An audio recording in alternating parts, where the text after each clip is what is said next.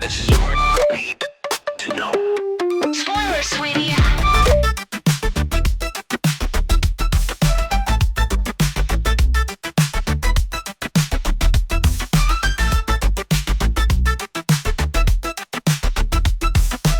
Spoiler, sweetie. This is your need to know. All right, let's dive deep into all the online buzz around Dune, Prophecy. You know, the premiere episode, The Hidden Hand, the one that takes us way back, like 10,000 years before that Dune movie. Yeah. We're going to figure out what has fans so hyped, what's got them scratching their heads, and what we can learn from all those early reactions. We're digging into a Reddit thread from Our Dune Prophecy HBO. Lots of opinions and takes flying around there. It's really cool to see how fans are taking this whole exploration of where the Bene Gesserit sisterhood started. You know, like their origins, their reactions can really give us a good look at what works in the show and maybe where it could be better. You're right, and the first thing that jumped out at me was just how mixed the reactions are. Like some fans absolutely loving it, raving about how good it looks, how intricate the story is. Right. But then you have others saying it's a total snooze fest, predictable, slow, doesn't have that epic Dune movie feel. How can people be so split on this? Well, prequels always kind of face this uphill battle, you know. Expectations are sky high, and it's tough to match the original. Especially when it comes to something as iconic as Dune. People have strong feelings about what makes this universe work, and they're not shy about sharing those feelings. True. And speaking of things that are visually striking, the show's production value is a hot topic. Some viewers think it's absolutely stunning, especially compared to some other sci-fi and fantasy shows. Then you have others who feel it's a bit cheap or small in scale. That's interesting you say that, because I saw people comparing the look of Dune Prophecy to shows like House of the Dragon. Oh, wow. Which everyone knows has that epic scale, that grandeur. And then, well, you also had folks mentioning Sci-Fi Network, which, let's be real, it doesn't have the best reputation for high-quality productions. Yeah, those comparisons are pretty telling. What do you think is causing such a difference in opinions? Could just be personal taste, right? Some people, they want those sprawling sets, the big CGI action sequences, while others, they're more drawn to the little details, the costumes, the subtle special effects that set the mood. That's a good point. It might just come down to what kind of visual storytelling clicks with each person. Okay, let's move on to a topic that's buzzing hard. The world building. One of the biggest things fans are debating is whether Dune, Prophecy's world, feels different enough from the Dune we know 10,000 years later. People are pointing to things like, you know, the technology not really changing much, the same family names, like Harkonnen still being around. Even how the impact of the Butlerian Jihad, that war against thinking machines, could really last for so long. Yeah. I mean, it makes you wonder, right? How could a society stay at the same technological level for 10,000 years, especially after such a game-changing event like the Butlerian Jihad? But the show's actually drawing on some of the main ideas that Frank Herbert explored in his books. The Butlerian Jihad wasn't just about trashing machines. It was about rejecting a whole way of thinking, a dependence on technology that, for many in that universe, led humanity down the wrong path. It's almost like this collective trauma passed down through generations that continues to shape how they see technology even thousands of years later. Absolutely. And don't forget about the spice melange. The control and distribution of spice, it plays a huge role in keeping things the way they are. The powers that be, like the Spacing Guild, it's in their interest to maintain the status quo. Yeah. So you've got this mix of cultural, economic, and political forces all working together to keep that technology from advancing. Definitely something to think about. Now, I'm curious what you make of this next point. It's one of the most debated parts of the episode, and it's all about the young Richie's prince and his mechanical toy. A small detail, but it sparked a lot of talk about how strictly that ban on thinking machines is really enforced. What are your thoughts on that scene? What does it tell us about Dune, Prophecy's world? It's such a great example of how the show plays with what we expect, making us question those nuances of this supposedly strict taboo against thinking machines. You've got those guests, totally horrified, Lady Inez ready to whip out her sword. Oh. And then the Emperor, he reacts with, like, surprising leniency. Yeah, that caught my eye too. Seemed a bit strained, especially given how seriously everyone else was taking it. It definitely stands out, but it also opens up some interesting possibilities. Maybe the show's hinting that the line between technology that's okay and tech that's forbidden isn't as black and white as we first thought. Right. Maybe it's not about banning anything mechanical, but about separating simple machines, like tools, even toys, from that complex, self-aware AI that caused the Butlerian Jihad in the first place. Exactly. And that distinction, it's something we're even struggling with today, right? As we figure out the ethical side of artificial intelligence and how much we rely on technology. Frank Herbert, as always, way ahead of his time. Now, I know you're dying to discuss the characters, and I Uh-huh. am too. But before we jump into that, there's this one element we got to address. Those spontaneous combustion deaths. Oh yeah, the fiery mystery that's got everyone talking is definitely one of the most discussed parts of the episode, and for good reason. I mean, come on, people bursting into flames out of nowhere. You don't see that every day, even in Dune. You're telling me it's a bold move by the writers, and it's kicked up a ton of speculation. So what are some of the theories you've seen in that Reddit thread? Well, some fans are convinced this is something brand new, a power the writers added just to shake things up. They're digging through all the Dune lore, looking for any hints, any connections to existing abilities, but so far, it seems like a fresh mystery. And then there's the big question. How is Desmond Hart involved in all of this? His arrival, it seems a little too convenient, don't you think? Absolutely. Fans are picking apart every little interaction, every line he says, trying to figure out if he's controlling this power somehow, or if he's just as vulnerable to it as everyone else. The mystery's definitely keeping us hooked. But let's shift gears now and talk about those characters. There are a few who have really stirred up reactions. Let's start with Valia Harkonnen, our ambitious, morally gray protagonist. What are fans saying about her? Well, she's fascinating because she really shows both the strengths and the potential downsides of how the Bene Gesserit think. Fans are super intrigued by how she uses the voice, that mind control thing that Bene Gesserits are known for. Yeah, that scene where she basically forces her sister to kill herself. Chilling. What do you think it tells us about her and the Bene Gesserit's methods? It's such a powerful scene, and it brings up some really uncomfortable questions about how far their influence goes and whether there's corruption within their ranks. The Bene Gesserit believe they're guiding humanity towards a better future, but their methods, they can be manipulative, morally questionable, as we see with Valia. It really highlights how this series is making us rethink what we thought we knew about the Bene Gesserit. They're not just this single force working in the shadows. They're individuals with their own ambitions, flaws, and internal battles. Exactly. And I think that complexity is what makes this prequel so captivating. Now, we can't forget Desmond Hart. What are your impressions of him, and what are fans saying about his potential role in this whole thing? He is definitely shrouded in mystery, and that's part of what makes him so compelling. Like, from the moment he's on screen, you could feel that he's a force to be reckoned with. He has this quiet intensity, this brooding presence that just draws you in. And Travis Fimmel's performance, phenomenal. He brings this weight, this intensity to the role. But some viewers have pointed out that he seems a bit familiar, similar to his role in Raised by Wolves. Interesting observation. It shows how actors can get typecasts, especially those who excel at playing certain kinds of characters. But whether Desmond is something totally new or he leans into familiar territory, he definitely brings tension and mystery to the show. And the fact that he's already tangled up in the Bene Gesserit's plans tells us he's going to play a huge role in shaping their future and maybe the fate of the whole Dune universe. All right, before we jump to part 2, let's talk about a character who might seem less flashy than Valia or Desmond, but who holds a lot of power. Empress Natalia. Ah, the Empress. She's so interesting because at first glance she seems kind of powerless, overshadowed by her husband and the Bene Gesserit's influence. But what's really cool is that some viewers have picked up on this subtle but important detail. You're talking about how Desmond Hart's actions, while they seem chaotic and destructive, might actually be working in the Empress's favor. Exactly. By taking out her rivals and potentially weakening the Bene Gesserit's hold on power, he could be unintentionally clearing a path for her to take control. It's a brilliant observation that adds a whole new layer to her character. We might be watching the rise of a true power player, someone we totally underestimated at first. Talk about a cliffhanger. It definitely sets the stage for some exciting things to come in the next episodes. We'll dive deeper into those possibilities in part 2 of our deep dive. Stay tuned. This is what you need to know.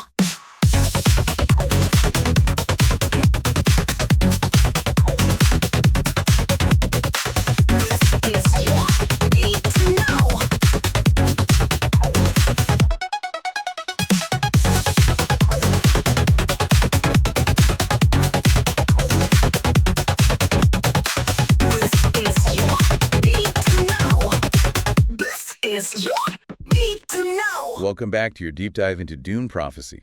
Last time, we left off on that intriguing idea of Empress Natalia maybe becoming a major power player. What struck you about her in this first episode? I gotta admit, at first I didn't think much of her. She seems so quiet, reserved, almost like she's in the background compared to the other characters. But now that you've pointed out how Desmond's actions might actually be helping her, I'm seeing her in a whole new light. It's one of those subtle details that a lot of people watching might have missed the first time around. But it shows just how deep the show is, how the writers are crafting this story with so many layers. Yeah, it's like those layers of meaning are hidden, just waiting to be discovered, kind of like the secrets buried under the sands of Arrakis. Speaking of Arrakis, one thing that's sparking a lot of conversation is how the show portrays the Bene Gesserit sisterhood in this early era. In the original Dune, we see them as this incredibly powerful, influential force. But here they seem a bit more vulnerable, even conflicted. What are your thoughts on that? I think it's fascinating to see them struggling with their own internal issues, those moral dilemmas. It makes them feel more human, more relatable than we've seen before. Take Valya Harkonnen, for example. She's obviously driven by wanting to protect her family, her legacy, but her methods are brutal. They often cross the line. Her use of the voice, especially in that scene with her sister, it's a harsh reminder that the Bene Gesserit's quest for power can have some really terrible consequences. Makes you wonder about their motives, right? And whether the ends always justify the means. What's really interesting to me is how the show highlights the tension between different groups within the sisterhood. It's not just this one big group with a single goal. There are disagreements, power struggles happening behind the scenes. You're right, that's a great observation. It adds a whole other level of complexity to how they're portrayed. We see this in the way Valya's ambition clashes with the more cautious approach of some of the other sisters. It's obvious they don't always agree. And those internal conflicts, they're probably going to have a huge impact on how the story unfolds. Makes you wonder who's going to come out on top and what they'll have to sacrifice along the way. Now, I want to go back to something we've been talking about throughout our deep dive. Those spontaneous combustion deaths. Those scenes are still messing with me. It's a mystery that has everyone captivated, that's for sure. And it's raising so many questions about what this power is and how it's connected to Desmond Hart. What was your first reaction when you saw those scenes? I was totally shocked. It was so out of nowhere, so visceral. And the way the show builds up the suspense leading up to those moments, it's masterful. You're literally on the edge of your seat wondering who's going to be next. It shows how talented the writers are at creating this feeling of unease, keeping the audience guessing. And the fact that we're still talking about those deaths, trying to figure out what they mean, shows that they really made an impact. It definitely feels like those scenes are more than just shocking. They're hinting at something deeper, some kind of hidden power or force at work in this universe. And the question of where Desmond fits into all this is particularly intriguing. Is he controlling this power? Or is he a victim of it like everyone else? I'm starting to think he might be more than just a pawn in this game. There's something about him, the way he carries himself, that makes me think he understands more than he's letting on. It's those subtle hints, those layers of meaning, that make this show so rewarding to watch. And I have a feeling the answers we're looking for are going to come slowly, bit by bit, kind of like how the Bene Gesserit work for their long-term plans. Speaking of the Bene Gesserit, one of the most fascinating things about this prequel is how it challenges our preconceived ideas about them. We tend to think of them as these master manipulators, always in control. But here, we see them messing up, facing setbacks, and dealing with the consequences of their choices. It's a refreshing change, and it adds so much depth and nuance to how they're portrayed. We see that their plans don't always work out, and that they're not always immune to the very forces they're trying to manipulate. And that makes them much more relatable, more human, even though their methods are often pretty shady. It also brings up some interesting questions about prophecy itself. How much control do they really have over the future? Are they shaping events? Or are they being shaped by forces they don't even understand? That's a question that's at the core of the entire Dune universe, and I'm sure this prequel will keep exploring it. The Bene Gesserit believe in the power of prophecy, but they also know it can be dangerous. Trying to manipulate the future can have unintended consequences. Sometimes, even the act of trying to control things can lead to chaos and destruction. That reminds me of that scene with the robot toy. It's a small detail, but it caused a lot of debate among fans about the Bene Gesserit's influence in shaping how this society views technology. What do you make of that scene? What do you think it tells us about their influence? It's a scene that you can interpret in different ways. On one hand, You've got the guests completely horrified by this mechanical toy, Lady Inez, ready to jump in and enforce the ban on thinking machines. It suggests the Bene Gesserit have successfully instilled a deep fear of technology in this society. But then you have the Emperor, and his reaction is surprisingly relaxed. He doesn't seem nearly as bothered by the toy as everyone else. Right, and that's where things get interesting. It suggests that maybe the Bene Gesserit's control isn't absolute. Maybe they've underestimated the Emperor's willingness to bend the rules, or maybe there are other forces working against their authority. It's a subtle detail, but it adds another layer of mystery to how the show explores power and control. It also speaks to how complex the Butlerian Jihad was, and how it continues to affect this society. You might wonder why a civilization advanced enough to travel between stars would be so against anything even resembling artificial intelligence. But the show hints at a deeper reason, a traumatic event that has shaped their whole worldview. It's not just being scared of machines. It's about rejecting a certain path, recognizing the dangers of relying too much on technology. That theme is relevant even today as we grapple with the ethical questions surrounding artificial intelligence and what our own technological advancements might lead to. Frank Herbert was a true visionary. He understood the profound impact technology can have on society. And Dune, Prophecy, is brilliantly weaving those themes into its story, making us question our own relationship with technology and the choices we make as a society. Now, before we wrap up this part of our deep dive, I want to touch on one more character who's caught my eye, Lady Helena Mohammam. She's a Bene Gesserit Reverend Mother, and she seems to have a pretty close relationship with Valia Harkonnen. What are your thoughts on her character and what part she might play in the story? She's a fascinating character, and I think she'll be crucial in shaping Valia's path. She's clearly a mentor, but there's also something mysterious about her motives. I noticed that she seems to be testing Valia, pushing her to her limits, challenging what she believes. It's almost like she's preparing her for something bigger, but we don't know what that might be yet. Their relationship is definitely something to keep an eye on. I have a feeling there's more to her than we see on the surface. And that's what makes this show so compelling. It's full of characters who are complex, layered, and constantly changing. It's a world where nothing is simple, where even the most powerful people can be manipulated, betrayed, and face the unintended consequences of their own actions. It's a world that challenges us to think critically about what power really is, the allure of prophecy, and how the past continues to shape the present. And on that note, we'll take a short break and be back for the final part of your deep dive into Dune Prophecy.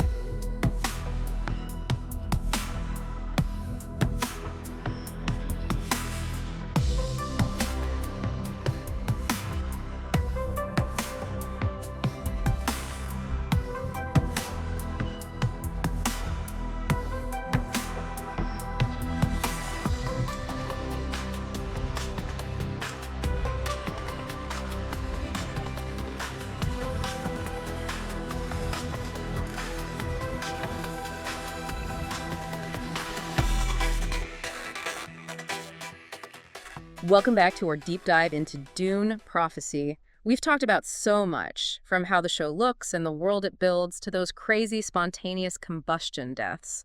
But what's really stuck with me is how this prequel is making us rethink everything we thought we knew about the Bene Gesserit. It's amazing to see them at this earlier point in their history, figuring things out, dealing with their own internal struggles, and the challenge of shaping events over thousands of years. They're not that all-knowing, all-powerful force we see in the original Dune. They're still learning, making mistakes, facing the consequences. Exactly, and that makes them feel so much more real, more human. We see their weaknesses, their ambitions, and how they deal with those morally gray areas.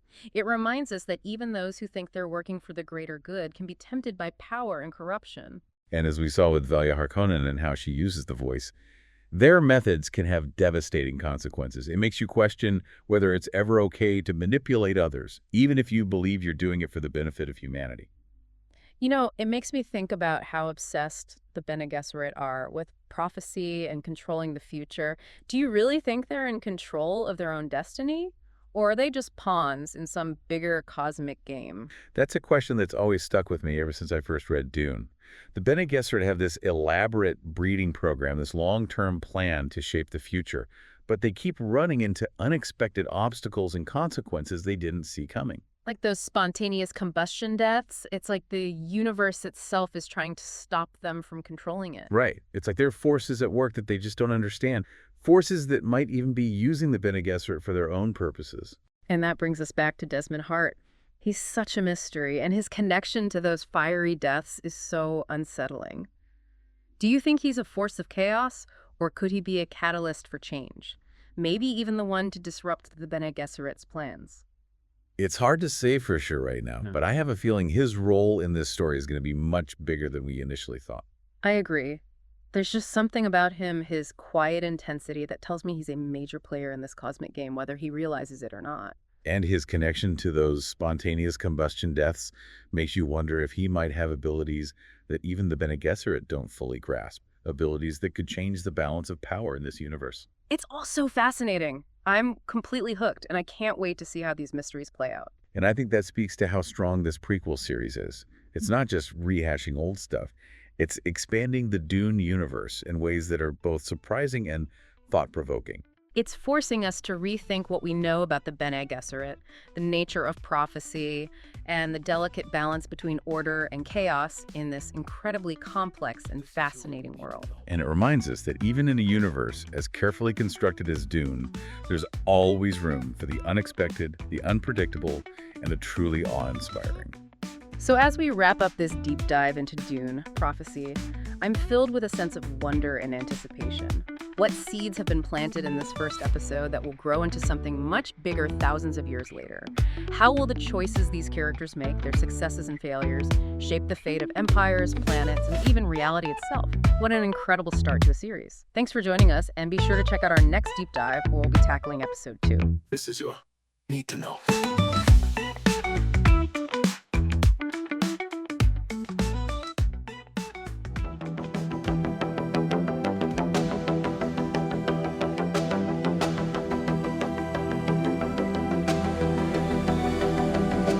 I see a gold path. Sandworm reborn. Ride the sand in search of life. Blue in blue. The darkness comes through. Blue in blue. The darkness comes through. Blue in blue. Jacobsa, Rakobsa. The dream is lost as it is found. Across the centuries of sand.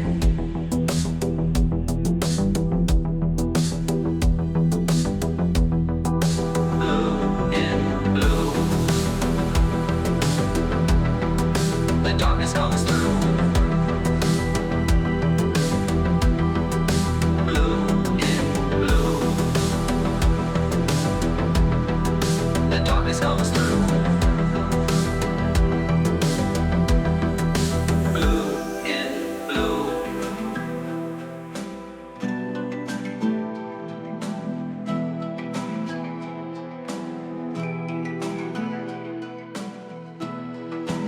I see a golden path. Eternal life and eternal soul. Present beyond all hope. Blue in blue. The darkness comes through. Blue in blue. The darkness comes through. Blue in blue. Blue in blue. Blue in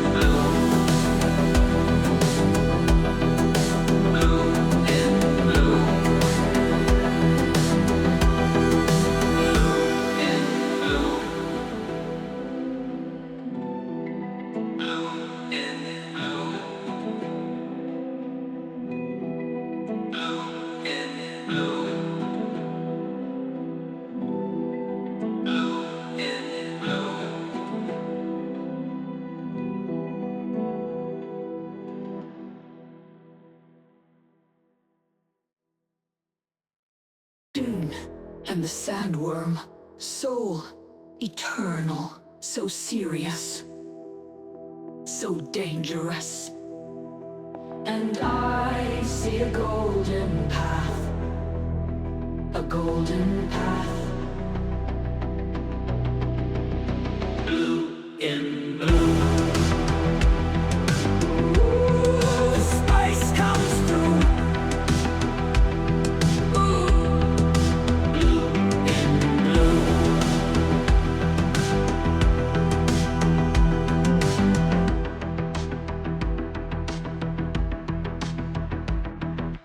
Dune, and the sea's gone.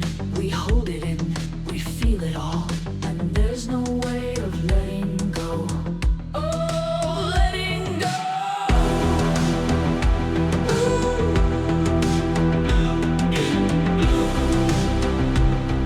Ooh, the spice comes through.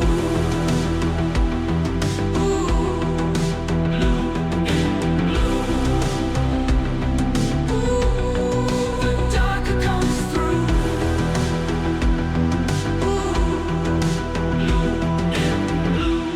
I am eternal life. I am eternal soul. The presence beyond all hope. Centuries come and go, but they don't take their toll. For I am the worm of the Arrakis, the worm of doom.